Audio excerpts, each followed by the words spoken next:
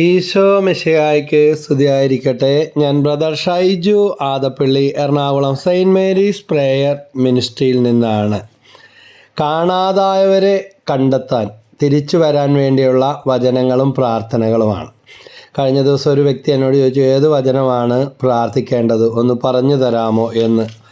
അപ്പോൾ യേശയ്യാ പ്രവചനത്തിലെ വചനമാണ് പെട്ടെന്ന് എൻ്റെ മനസ്സിൽ വന്നത്. യേശയ്യാ പ്രവചനം 43-ാം അധ്യായം 5-6 വാക്യങ്ങൾ. ഭയപ്പെടേണ്ട, ഞാൻ നിന്നോട് കൂടെയുണ്ട്. കിഴക്ക് നിന്ന് നിന്റെ സന്തതിയെ ഞാൻ കൊണ്ടുവരും. പടിഞ്ഞാറ് നിന്ന് നിങ്ങളെ ഒരുമിച്ച് കൂട്ടും. വടക്കിനോട് വിട്ടുകൊടുക്കുക എന്നും തെക്കിനോട് തുടരുത് എന്നും ഞാൻ ആജ്ഞാപിക്കുന്നു. ഈ അടുത്ത കാലം വരെ അത്രയ്ക്ക് കാര്യമായിട്ട് ഒരു ചിന്തിക്കാത്ത ഒരു മേഖലയാണ്. എന്നിരുന്നാലും എൻ്റെ കഴിഞ്ഞ അനേക വർഷത്തെ ശുശ്രൂഷ ജീവിതത്തിൽ ഇപ്രകാരമുള്ള പ്രിയപ്പെട്ടവരെ കാണാതായവർ തിരിച്ചു വരാൻ വേണ്ടിയുള്ള പ്രാർത്ഥനാ സഹായം തേടി വന്ന അനുഭവങ്ങൾ ഉണ്ടായിട്ടുണ്ട്.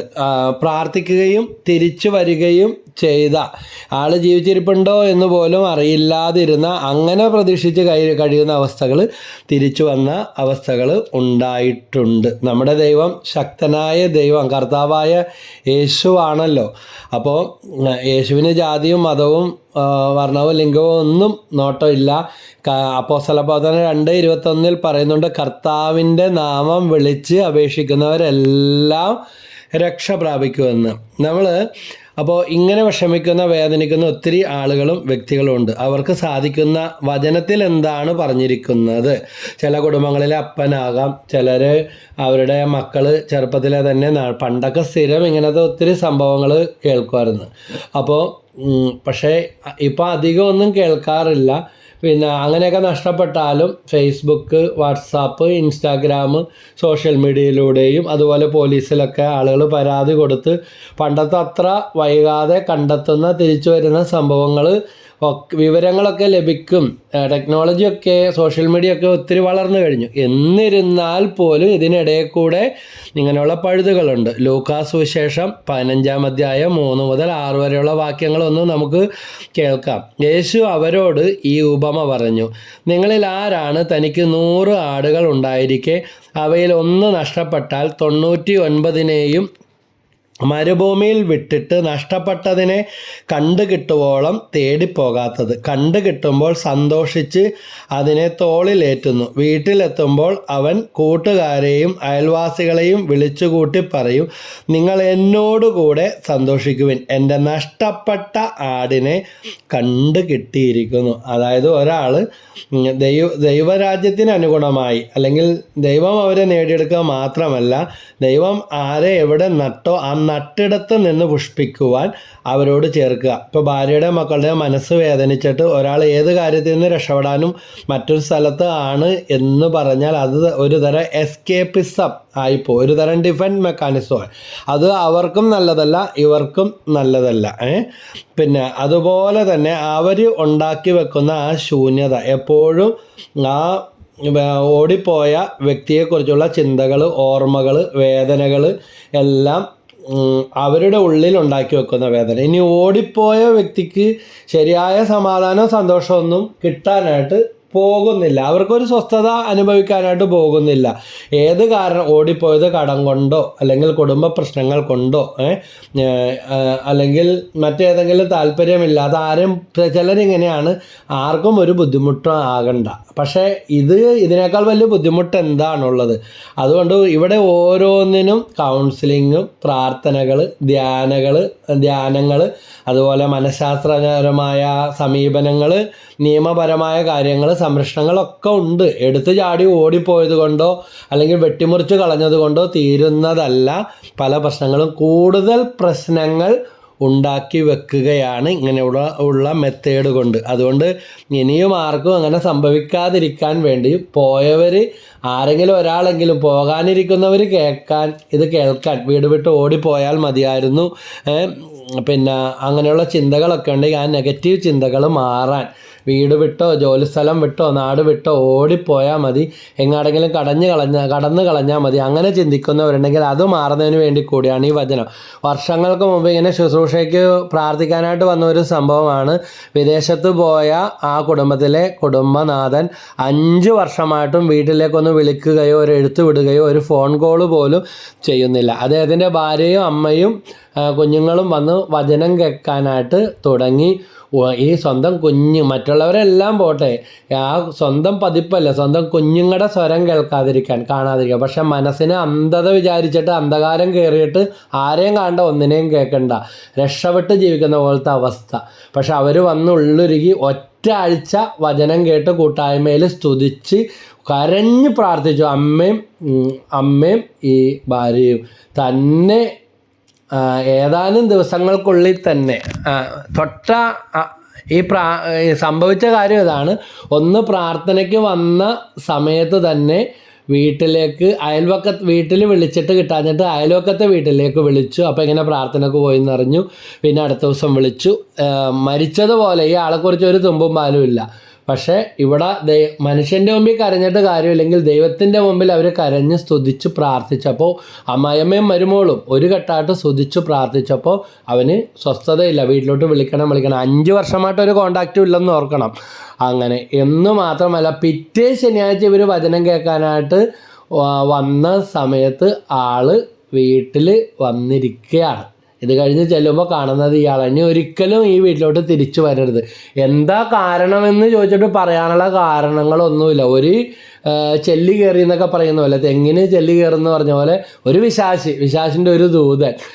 വീടും വീട്ടുകാരുമായിട്ട് ഒരു ബന്ധവും വേണ്ട. എന്നാൽ പിന്നെ എന്തിനാ കല്യാണം കഴിക്കാനും ഈ കുഞ്ഞുങ്ങളെ ജനിപ്പിക്കാനും ഒക്കെ പോയത്? ഒന്നിനും മറുപടിയില്ല. പിന്നീട് ഞങ്ങളവിടെ പ്രാർത്ഥിക്കാനായിട്ട് പോയിരുന്നു, നമ്മളടുത്ത് കൊണ്ടുവന്നു.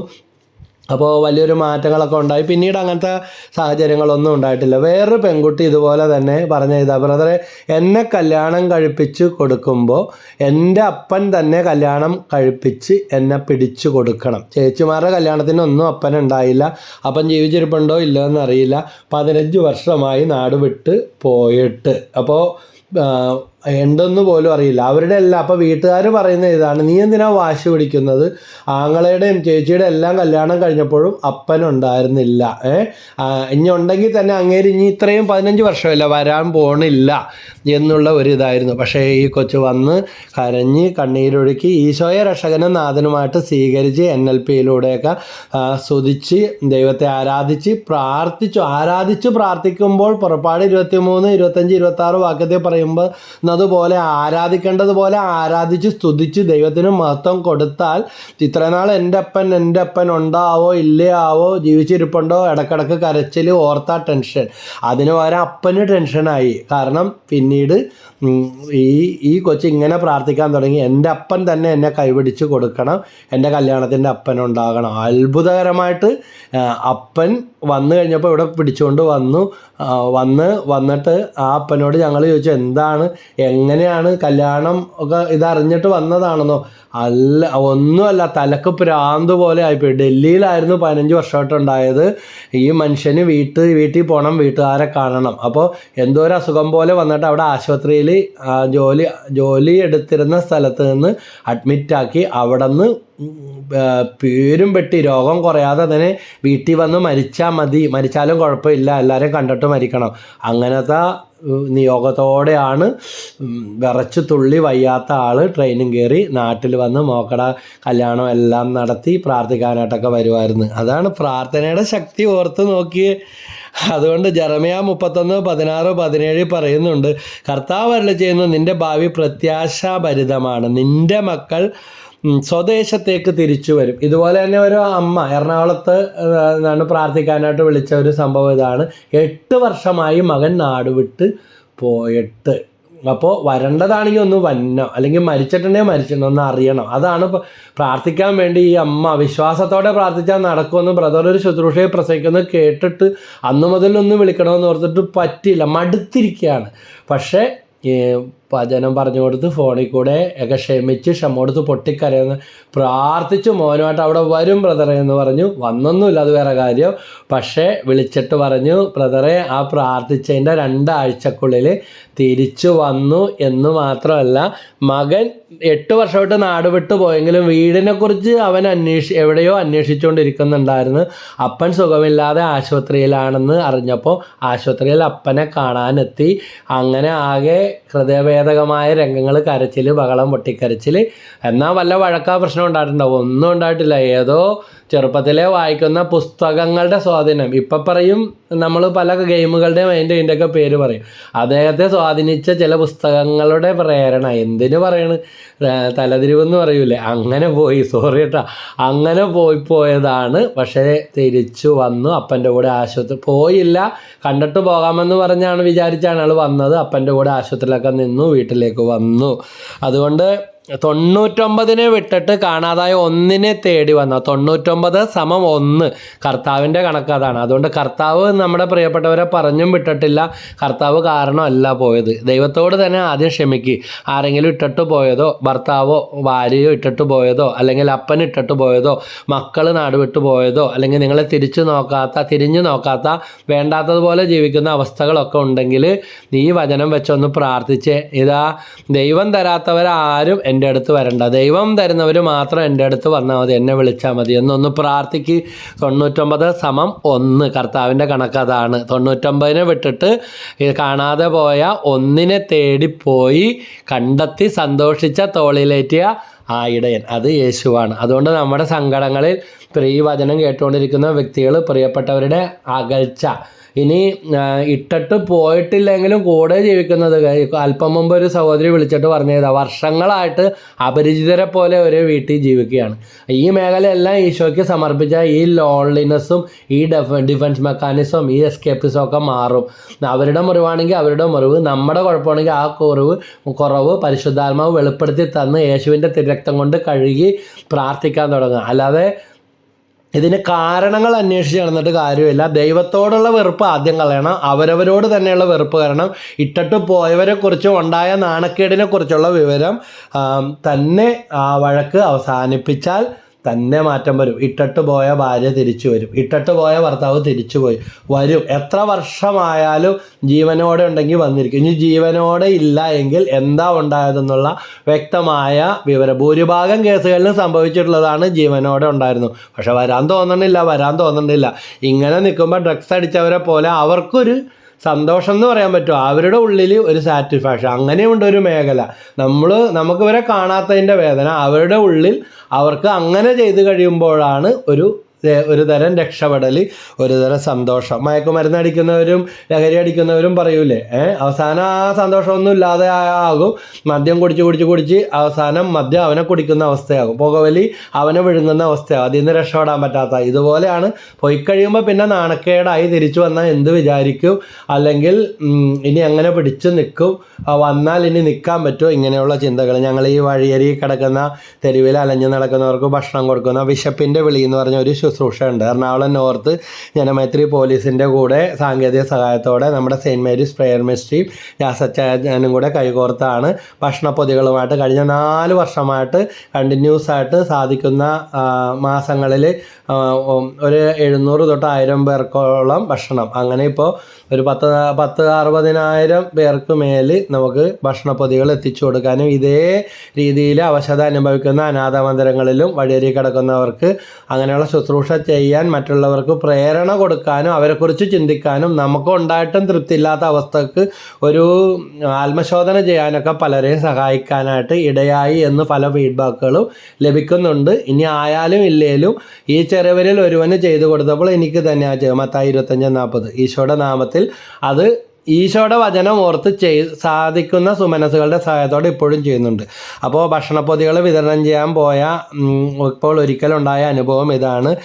അതിൻ്റെ കാരണം ഉണ്ണണവൻ അറിഞ്ഞില്ലെങ്കിൽ വിളമ്പണവൻ അറിയാമെന്ന് പറയും. പബ്ലിസിറ്റിക്കും പരസ്യത്തിനും ആഡംബരത്തിനും വേണ്ടിയല്ല, ഇതിന് സഹായിക്കുന്ന ആളുകൾക്ക് അത് നമുക്ക് കൊടുത്തതായിട്ടുള്ള പലരും അതൊന്നും ചോദിക്കാറില്ലെങ്കിലും നമുക്കൊരു മര്യാദ ഉണ്ട്.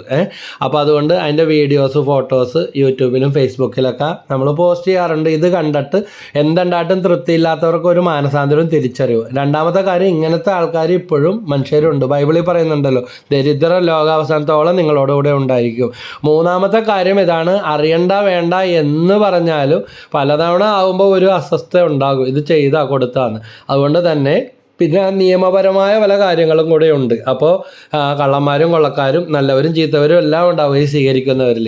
അപ്പോൾ ഇതുപോലെ അതുകൊണ്ട് നമ്മൾ ഇതിൻ്റെ വീഡിയോസൊക്കെ എടുക്കും, അത് അത്യാവശ്യം പോസ്റ്റ് ചെയ്യാറുണ്ട്. ഇവരെ നാണം കെടുത്താനോ അല്ലെങ്കിൽ നമുക്ക് പേരെടുക്കാനോ വേണ്ടിയല്ല, അത് നമ്മുടെ കടമയാണെന്ന് തിരിച്ചറിഞ്ഞുകൊണ്ട് തന്നെയാണ് ചെയ്യുന്നത്. പക്ഷെ അതുകൊണ്ട് ഉപകാരങ്ങൾ ഉണ്ടായിട്ടുണ്ട്. അതുകൊണ്ട് ഉണ്ടായിട്ടുള്ള ഉപകാരം ഇതാണ്, ഒരു വീട്ടിൽ നിന്ന് നല്ലൊരു കുടുംബത്തിൽ നിന്ന് സാമ്പത്തികമുള്ള ഇവിടെ നിന്ന് കാണാതെ ആളുടെ ഫോട്ടോ ഈ ഭക്ഷണം സ്വീകരിക്കുന്നവരുടെ കൂട്ടത്തിൽ കണ്ടിട്ട് ഒരു വീട്ടുകാർ വിളിച്ചിട്ട് പറഞ്ഞു, ദൈവമേ മരിച്ചു പോയെന്ന് ഓർത്തിരിക്കണേയിരുന്നു, എവിടെ സാർ ഇത് എറണാകുളത്ത് എവിടെ വെച്ചാണ് കണ്ടത്, സാറിൻ്റെ നിന്ന് ഭക്ഷണം മേടിക്കുന്നതായിട്ട് കണ്ടിട്ട് ഞങ്ങൾക്ക് സഹിക്കാൻ വയ്യ, ഞങ്ങൾ ഇയാൾ മരിച്ചു. പോലീസിലൊക്കെ പരാതിയൊക്കെ കൊടുത്ത് പലവഴി അന്വേഷിച്ചതാണ്. അവർക്ക് ഒരുപാട് കേസും കുരുക്കളും പ്രശ്നങ്ങളും മുമ്പിൽ വരുമ്പോൾ ഈ ഒരാളെ തപ്പി നടക്കാൻ പറ്റുമോ? അപ്പോൾ ജീവിച്ചിരിക്കണമെന്നറിയാം, സാറ് എവിടെയാണ് എന്താണെന്നോ ഏത് സ്റ്റേഷൻ അതിർത്തിയിലാണെന്നൊന്ന് പറഞ്ഞു തരാമോ എന്നും ചോദിച്ച് വിളിച്ചത് ഓർക്കുകയാണ്. അപ്പോൾ എല്ലാവരും ഉണ്ട്, എല്ലാം ഉണ്ട്, ഇവിടെ ഒന്നിൻ്റെയും കുറവില്ല, ഒരു പ്രശ്നവും ഉണ്ടായിട്ട് പോയതല്ല. ഇങ്ങനെ ഒരു വാൻഡറിങ് എന്ന് പറയും, ഇങ്ങനെ വീട്ടിൽ നിൽക്കാൻ തോന്നാതെ പോണം. ചിലപ്പോൾ ഗർഭിണിയായിരുന്നപ്പോൾ അമ്മക്ക് സ്വസ്ഥതയില്ലാതെ എങ്ങടെങ്കിലും പോയാൽ മതി.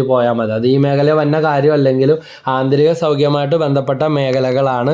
അമ്മക്ക് സ്വസ്ഥത ഇല്ല, അല്ലെങ്കിൽ പിടിച്ചു നിൽക്കാൻ പറ്റില്ല, എങ്ങടെങ്കിലും പോയാൽ മതി, ഒന്ന് ചായാൻ പറ്റിയാൽ മതി, ഒരു വിശ്രമം കിട്ടിയാൽ മതി എന്നൊക്കെ, ഓടിപ്പോയാൽ മതി എന്നൊക്കെ ഓർത്ത് പോയിട്ടുണ്ടെങ്കിൽ ഇതെല്ലാം ഈ സ്വസ്ഥതക്കേടിനും ഈ ഓട്ടത്തിനൊക്കെ കാരണമാകും. അപ്പോൾ എന്തെങ്കിലും പ്രശ്നം വരുമ്പോൾ ഓടിപ്പോയാലേ പ്രശ്നമുള്ളൂ എന്നുള്ള ചിന്തകളൊക്കെ വരും. അപ്പോൾ ഇങ്ങനെയുള്ള അരൂപികൾ, കടിമയായവരുടെ മോചനത്തിന് വേണ്ടി പ്രാർത്ഥിക്കാം. ഞാൻ എൻ്റെ സ്വന്തം അനുഭവം തന്നെ പറയുകയാണ്.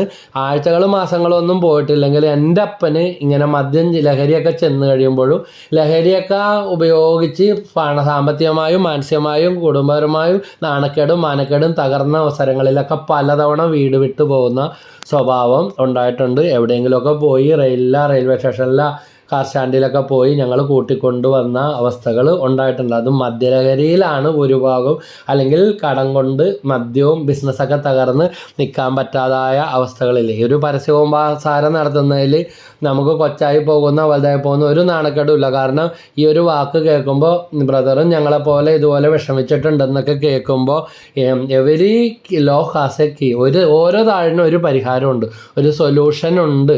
ഞാനീ പറയുന്നത് ഇത്. അത് കഴിഞ്ഞിട്ട് 15 വർഷം നല്ല വെള്ളിക്കിണ്ണം പോലെ ഞങ്ങളുടെ അപ്പൻ ജീവിച്ചു. പ്രാർത്ഥനയിൽ കൂടെ ഉണ്ടായ മാനസാന്തരവും മാറ്റങ്ങളുമാണ്. നഷ്ടങ്ങളെല്ലാം ലാഭങ്ങളായി ഞങ്ങൾക്ക് നിധി കിട്ടിയെന്നും പറഞ്ഞ് വരെ ഉള്ള അവസ്ഥയിലേക്ക്, അല്ലാതെ ഇങ്ങനെ മാറാനും മാറ്റാനും അതുപോലെ ദൈവം നല്ല എ ക്ലാസ് ആയിട്ട് ഒത്തിരി അനുഗ്രഹിച്ചു. അതുകൊണ്ട് ഇപ്പോഴത്തെ കാര്യങ്ങൾ ഓർത്ത് നാണക്കേടായി.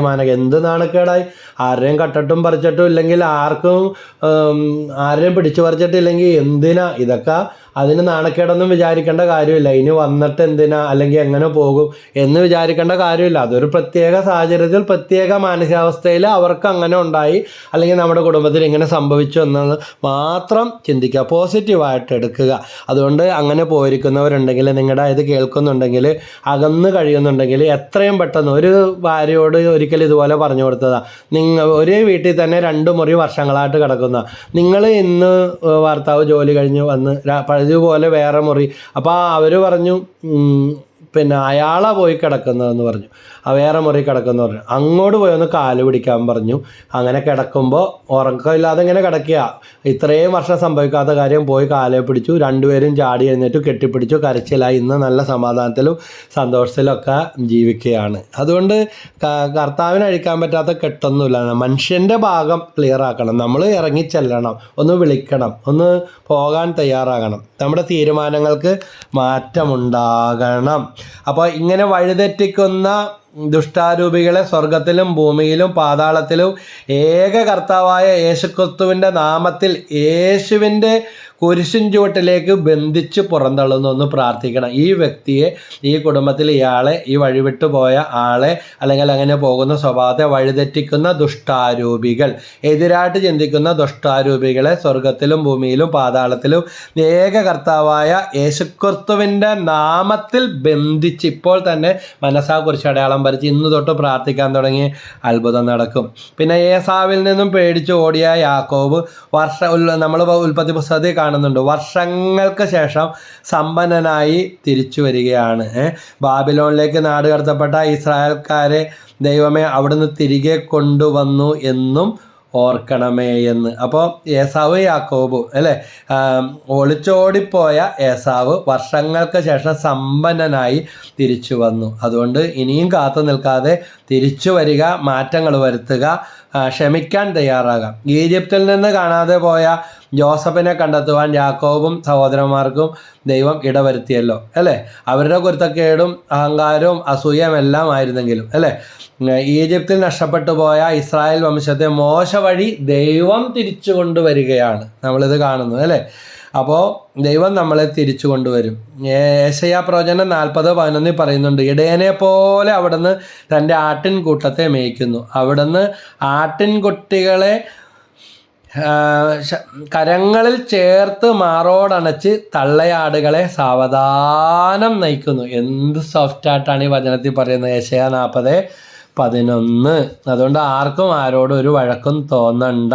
പുറപ്പാട് 13:21 കാണുന്നുണ്ട്, പകൽ വഴികാട്ടാൻ ഒരു മേഘസ്തംഭത്തിലും രാത്രിയിൽ പ്രകാശം നൽകാൻ ഒരു അഗ്നിസ്തംഭത്തിലും കർത്താവ് അവർക്ക് മുമ്പേ പോയിരുന്നു.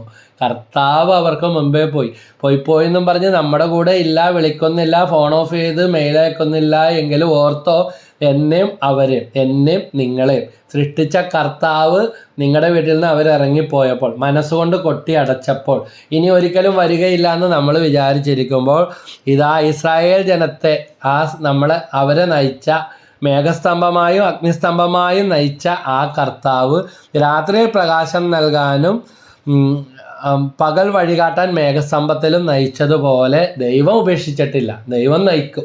ഈ വിശ്വാസം നിങ്ങൾക്കുണ്ടോ? സ്തുതിച്ചു പ്രാർത്ഥിച്ചേ. Hallelujah, hallelujah, hallelujah. ഈശോയെ, അന്ധകാരത്തിൻ്റെ എല്ലാ ബന്ധനങ്ങളെയും തകർക്കണമേ, അജ്ഞത നീക്കിക്കളയണമേ, ശൂന്യതാബോധം എടുത്തു മാറ്റണമേ, മനസ്സിൻ്റെ മുറിവുകൾ സുഖപ്പെടുത്തണമേ. വീട് വിട്ടുപോയ, നാട് വിട്ടുപോയ, മരിച്ചവരെ ഓർത്ത് കരയേണ്ട, വീട് വിട്ടുപോയവരെ ഓർത്ത് അറിയാൻ വചനം പറയുന്നുണ്ടല്ലോ. യേശുവിൻ്റെ രക്തം കൊണ്ട് കഴുകി മാനസാന്തരങ്ങൾ കൊടുക്കണം. എപ്പോഴും പോകുമെന്ന് ഭീഷണിപ്പെടുത്തുന്നവരുണ്ട്, അവർക്ക് വേണ്ടിയും പ്രാർത്ഥിക്കുന്നു. കർത്താവേ, മറ്റുള്ളവരോടുള്ള പ്രതികാര ചിന്ത, വാശി, അല്ലെങ്കിൽ ചില അപമാന ഭാരങ്ങൾ, ചില നഷ്ടങ്ങൾ, കടങ്ങൾ, ബിസിനസ് തകർച്ച, ഇവ മൂലം പിടിച്ചു നിൽക്കാൻ കഴിയാതെ വിട്ടുപോയവരെയും പോയവരെയും അവരുടെ മനസ്സുകളെ തണുപ്പിച്ച് ഇവരുടെ പ്രശ്നങ്ങൾക്ക് പരിഹാരം കൊടുത്ത് എത്രയും പെട്ടെന്ന് മടങ്ങി വന്ന് കുടുംബത്തോടൊപ്പം, ഭാര്യയോടൊപ്പം, മക്കളോടൊപ്പം, മാതാപിതാക്കളോടൊപ്പം, കൂട്ടത്തിലുള്ളവരുടെ എണ്ണം കുറയുന്നതിന് മുമ്പേ, മരിച്ചു കഴിഞ്ഞല്ല, ജീവിച്ചിരിക്കുമ്പോൾ സമാധാനത്തോടെ കണ്ടു മരിക്കാനുള്ള തരത്തിൽ മാനസാന്തരം കൊടുക്കണമേ. ഇപ്പോൾ തങ്ങൾ ആലോചിക്കുന്ന ബുദ്ധിയിലുള്ള കാര്യങ്ങൾ മാനുഷികമായ ചിന്തകൾ മാത്രമാണെന്നും അതൊരു പരിഹാരമല്ല, വരാതിരുന്നത് കൊണ്ട് കൂടുതൽ പ്രയാസങ്ങളും മരണവും നഷ്ടവും എല്ലാം ഉണ്ടാക്കുകയാണ് ചെയ്യുന്നത്. തീരാ നഷ്ടങ്ങൾ പോലും ഉണ്ടായിപ്പോയേക്കാം. അതുകൊണ്ട് ഇപ്പോൾ കാണുന്ന പരിഹാരങ്ങളല്ല. കുഞ്ഞുമക്കൾക്ക് അപ്പൻ്റെ സാന്നിധ്യം വേണം, അമ്മയുടെ സാന്നിധ്യം വേണം. എന്തെല്ലാം കുറവുണ്ടെങ്കിലും, ഈ അടുത്ത നാളിലൊരു ചെറുപ്പക്കാരൻ പറഞ്ഞതാ, എൻ്റെ കാര്യം മാത്രം ഓർത്തിട്ടാണ് അപ്പനും അമ്മയും പിരിയാതെ പോയതെന്ന് അപ്പൻ എന്നോട് പറഞ്ഞു.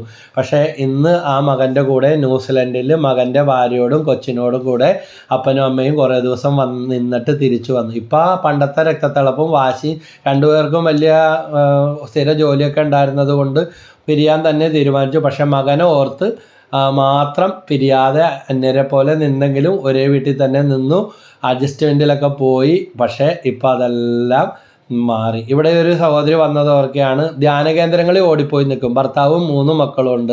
ഇനി മക്കളുടെ കല്യാണം കഴിയുമ്പോൾ ഡൈവേഴ്സ് ആകാമെന്ന് തീരുമാനിച്ചിരുന്നത്. ഇവിടെ വന്ന് ഒരു സ്പിരിച്വൽ കൗൺസിലിങ്ങിലൂടെയും പ്രാർത്ഥന വചനത്തിലൂടെയൊക്കെ കടന്നു പോയിട്ട് 2 പ്രാവശ്യം പിന്നീട് വന്നിരുന്നു, വിളിച്ചു, ബ്രദറെ അങ്ങനത്തെ ഇതെല്ലാം പോയി. അയാൾക്കല്ല പിശാച്. ഇപ്പോൾ എനിക്കും അന്ന് എന്ത് പറഞ്ഞാലും തലേ കയറില്ല, അകറ്റി നിർത്തുന്ന, ഭിന്നിപ്പിക്കുന്ന, ചെതറിക്കുന്ന പിശാച്. മക്കളുടെ കല്യാണം കഴിഞ്ഞാൽ എൻ്റെ വഴി ഞാൻ നോക്കും. കൊടുക്കും. അതുവരെ ഇങ്ങനെ അതിന് തടസ്സമാതിരിക്കാൻ പിരിയാതെ നിന്നിരുന്ന ധ്യാനകേന്ദ്രത്തിൽ പോയി 2 മാസം, 1 മാസം, 6 മാസം നിന്ന കണക്കുകളും പോയ ധ്യാനകേന്ദ്രങ്ങളുടെ പേര് പറഞ്ഞു. അതുകൊണ്ട് ധ്യാനകേന്ദ്രം ആർക്കും ഒളിച്ചിരിക്കാനുള്ള സ്ഥലങ്ങളല്ല. ചിലപ്പോഴും അവിടെയുള്ളവരെ വരെയും തെറ്റിദ്ധരിപ്പിച്ച് അങ്ങനെയുള്ള ചില സ്ഥലങ്ങളിലൊക്കെ ചിലർ പോയി നിൽക്കുന്നത്. അതുകൊണ്ട് ദൈവം എവിടെ നട്ടോ അവിടെ പുഷ്പിക്കുക.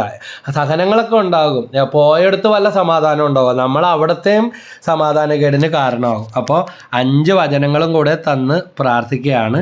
ഈ 5 വചനങ്ങൾ എഴുതി വെച്ച് പറഞ്ഞ് ഇങ്ങനെ ഒളിച്ചോടി പോകണം, അല്ലെങ്കിൽ ഒളിച്ചോടി പോയി, അല്ലെങ്കിൽ തിരിച്ചു വരുന്നില്ല, കാണാതെ പോയവരെ ഓർത്ത് വിഷമിക്കുന്ന അവർക്ക് വേണ്ടി ഈ വചനം പറഞ്ഞ് പ്രാർത്ഥിക്കുക.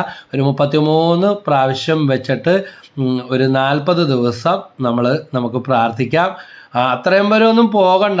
ദൈവ അത്ഭുതം പ്രവർത്തിക്കും. കിടക്കപ്പുറത്തി കൊടുക്കൂല, സ്വസ്ഥതയില്ലാതെ വരുമെന്ന് പറയില്ലേ, ഒരു ടെലിപ്പതി പോലെ അവരുടെ മനസ്സിൽ ദൈവം തിരിച്ചു വരാനുള്ള ഒരു യാഥാർത്ഥ്യ ബോധം കൊടുക്കും.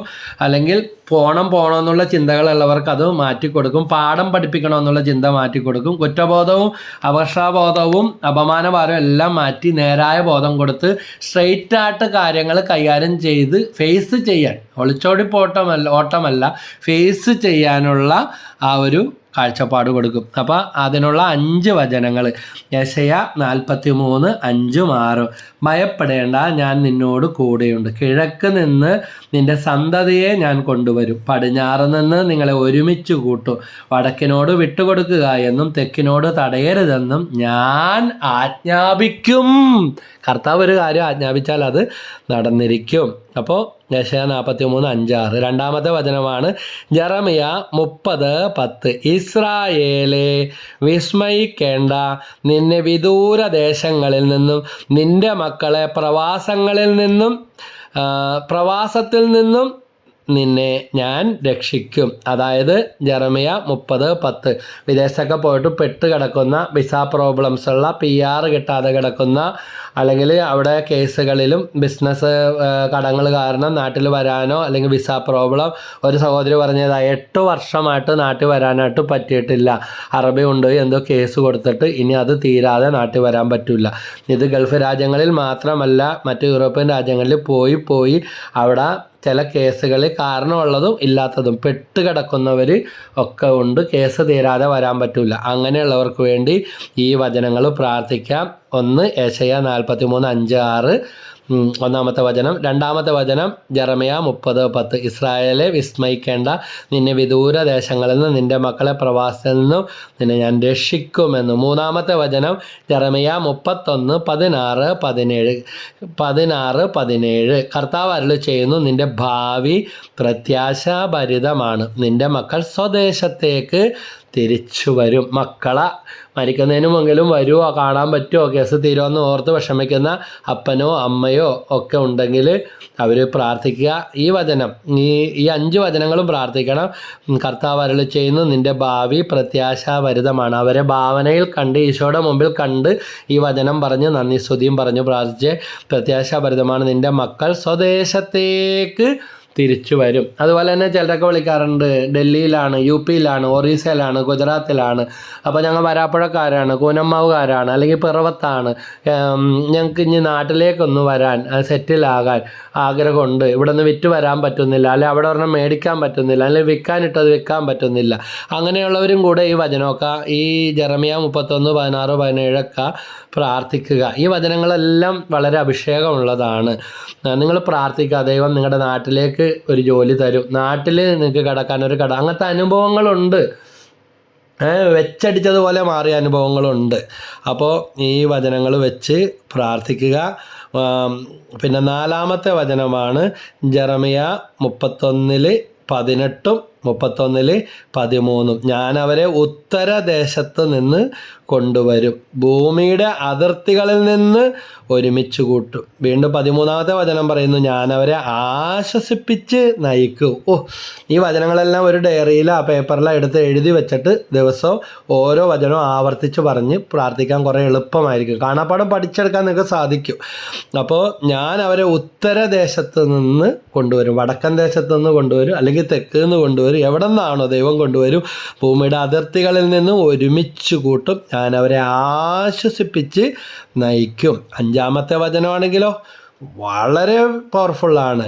അന്ധകാരത്തിൽ 1 കൊരിന്തോസ് 4:5 അന്ധകാരത്തിൽ മറഞ്ഞിരിക്കുന്നവയെ വെളിച്ചത്ത് കൊണ്ടുവരുന്നവനും ഹൃദയരഹസ്യങ്ങൾ വെളിപ്പെടുത്തുന്നവനും അവനാണല്ലോ. 1 കൊരിന്തോസ് 4:5 ഈ വചനം ഒന്ന് പറഞ്ഞ് പ്രാർത്ഥിക്കാൻ തുടങ്ങി. തീർച്ചയായിട്ടും നിങ്ങളുടെ കണ്ണുനീര് വറ്റിപ്പോയവരുണ്ട്, മരവിച്ചിരിക്കുന്നവരുണ്ട്, അതിന് പരിഹാരമുണ്ടാകും. നിങ്ങൾ ഉപേക്ഷിച്ചു പോയ ഭർത്താവ് മടങ്ങി വരും. നിങ്ങളെ തിരിഞ്ഞു നോക്കാത്ത മക്കളിൽ നിന്ന് നിങ്ങൾക്ക് ആശ്വാസം കിട്ടും. അവരുടെ മനസ്സിനെ ദൈവം തൊട്ടുണർത്തും. എനിക്കറിയാം ഒരമ്മ നേരത്തെ ഒരു കാര്യം പറഞ്ഞാൽ, ഒരമ്മ ഇതുപോലെ അവരുടെ മകനാണ് അവരുടെ ജീവൻ, പക്ഷേ ഒളിച്ചോടി പോയതാണ്. ആ മകൻ പിന്നീട് തിരിച്ചു വന്നതും കണ്ടതും എൻ്റെ അടുത്ത് കൊണ്ടുവന്ന എന്നോട് ഒത്തിരി സ്നേഹമുള്ള ഒരു അമ്മയായിരുന്നു, ഒരു സഹോദരിയായിരുന്നു. അപ്പോൾ പറയും, എൻ്റെയൊക്കെ പ്രായക്കാരനാണ് ആ മകൻ. അപ്പോൾ വർഷങ്ങൾക്ക് മുമ്പാണ്. അപ്പോൾ ആ ഭയങ്കര സന്തോഷത്തോടെ എൻ്റെ മകനെ കണ്ടതെന്നും പറഞ്ഞ് വന്നത് ഓർക്കുകയാണ്. അതുകൊണ്ട് ഇതാ പോയവൻ്റെ മനസ്സ് മാറ്റാൻ ദൈവത്തിന് ഒരു നിമിഷം മതി. വെച്ചടിച്ച പോലെ ഒരു വണ്ടി ഉണ്ടാക്കി നെട്ടുമ്പോട്ട് ഉണ്ടാക്കാൻ ഒരു നിമിഷം മതി. ദൈവം പ്രവർത്തിക്കും. പ്രിയപ്പെട്ടവരെ, നിങ്ങളുടെ മക്കളുടെ മനസ്സുകൾ തിരിക്കും. അതുപോലെ മക്കളെ വേറുകൂറ് ഭിന്നതയൊക്കെ ഉള്ളതെല്ലാം ദൈവം മാറ്റും. പല കുത്തുകളും കൊണ്ട് പോയേക്കുന്നവരോ അല്ലെങ്കിൽ അവർക്ക് ഉൾക്കൊള്ളാൻ പറ്റാത്ത അവസ്ഥകളോ ദൈവത്തിൻ്റെ പരിശുദ്ധാത്മാവ് എഴുന്നള്ളി വന്ന് പ്രവർത്തിക്കും. അപ്പോൾ 5 വചനങ്ങൾ യെശയ്യാ 43:5-6, ജെറമ്യ 30:10, ജെറമ്യ 31:16-17. 4-ാമത്തെ വചനം ജെറമ്യ 31:8, 31:13. 5-ാമത്തെ വചനം 1 കൊരിന്തോസ് 4:5 അന്ധകാരത്തിൽ മറഞ്ഞിരിക്കുന്നവയെ വെളിച്ചത്ത് കൊണ്ടുവരുന്നവനും ഹൃദയരഹസ്യങ്ങൾ വെളിപ്പെടുന്നവനും അവനാണല്ലോ. കർത്താവേ, ഈ വചനം കേൾക്കുന്ന പ്രാർത്ഥിക്കുന്ന കുടുംബങ്ങൾ, വ്യക്തികൾ, അവരുടെ വേദനകൾക്ക് ഒരു പരിഹാരം കിട്ടട്ടെ. സാക്ഷ്യപ്പെടുത്താൻ ഇടയാകണമേ. കമൻസിലൂടെ നിങ്ങളുടെ പ്രാർത്ഥനാ നിയോഗങ്ങൾ അയക്കാവുന്നതാണ്. അതുപോലെ ഷെയർ ചെയ്താൽ നിങ്ങൾക്കിത് പ്രയോജനപ്രദമെങ്കിൽ ഇതുപോലെ വിഷമിക്കുന്ന അനേകർക്ക് പ്രാർത്ഥിക്കാൻ നിങ്ങൾ ഷെയർ ചെയ്താൽ അതൊരു പ്രേക്ഷിത വേലയായി ദൈവം കാണും. ദൈവം നിങ്ങളെ അനുഗ്രഹിക്കും. നിങ്ങളുടെ ലൈക്കുകളും കമൻറ്റും ഷെയറും എല്ലാം ചെയ്യുക. ദൈവം നിങ്ങളെ പരിശുദ്ധാത്മാവ് പ്രേരിപ്പിക്കുന്നത് പോലെ നിങ്ങൾ ദൈവരാജ്യ സുവിശേഷ ശുശ്രൂഷയിൽ ഈ സെയിൻറ്റ് മേരീസ് പ്രേമൻഷിയുടെ പ്രേക്ഷിത വേലയിൽ മുന്നോട്ട് പോവുക. ഓർക്കുമ്പോഴെല്ലാം എല്ലാവർക്കും വേണ്ടി പ്രാർത്ഥിക്കുന്നു. ഈ മിനിസ്ട്രിയുടെ ശുശ്രൂഷകൾക്കും പ്രവർത്തനങ്ങൾക്കും വേണ്ടി എല്ലാവരും പ്രാർത്ഥിക്കുക. കാണാതായവരെ കണ്ടുകിട്ടാനും സാക്ഷ്യപ്പെടുത്താനും അവർ വിളിച്ചെന്ന് പറയാനും ഉടനടി ഒരു മാറ്റം കിട്ടാനും പരിശുദ്ധാത്മാവയുടെ ഹൃദയങ്ങൾ ഉണർത്തട്ടെ. അതിനു മുന്നിൽ പ്രവർത്തിക്കുന്ന കേസുകൾ, വഴക്കുകൾ, ദുരാത്മാക്കൾ, അന്ധകാര സേനകൾ, പൈശാചിക പീഡകൾ യേശുനാമത്തിൽ വിട്ടുപോട്ടെ. യേശുവിൻ്റെ തിരക്തം അവരുടെ മേലും നിങ്ങളുടെ മേലും വീഴട്ടെ. വചനപ്രഘോഷം നൽകുന്ന അധികാരത്തിൽ കുരിശടയാളം വരച്ച് യേശുനാമത്തിൻ്റെ ദിവ്യശക്തിയാൽ പ്രാർത്ഥിക്കുന്നു. പരിശുദ്ധ അമ്മേ മാതാവേ, ബാലനായ യേശുവിനെ കാണാതായപ്പോൾ അമ്മയോ ഔസേപ്പിതാവ് അനുഭവിച്ച വ്യാകുലത്തോട് ചേർത്ത് ഈ വ്യാകുലത്തെ സമർപ്പിച്ചുകൊണ്ട് കണ്ടെത്തുവോളം കാത്തിരിക്കാനും പ്രാർത്ഥിക്കാനും ഉള്ള സഹിഷ്ണുതയും ക്ഷമയും ഇവർക്കും അവർക്കും നൽകി അനുഗ്രഹിക്കണം. അമ്മേ മാതാവെ, പ്രാർത്ഥിക്കണമേ. കാവൽ മാലാഖമാരെ കാത്തുകൊള്ളണമേ. തിരിച്ചറിവ് കൊടുക്കണമേ. മാനസാന്തരം കൊടുക്കണമേ. നിത്യം പിതാവിൻ്റെയും പുത്രൻ്റെയും പരിശുദ്ധാത്മാവിൻ്റെ നാമത്തിൽ ആമേൻ. ഈശോ മിശിഹായ്ക്ക് സ്തുതിയായിരിക്കട്ടെ. എല്ലാവരെയും കർത്താവ് സമൃദ്ധമായിട്ട് അനുഗ്രഹിക്കട്ടെ. Praise the Lord.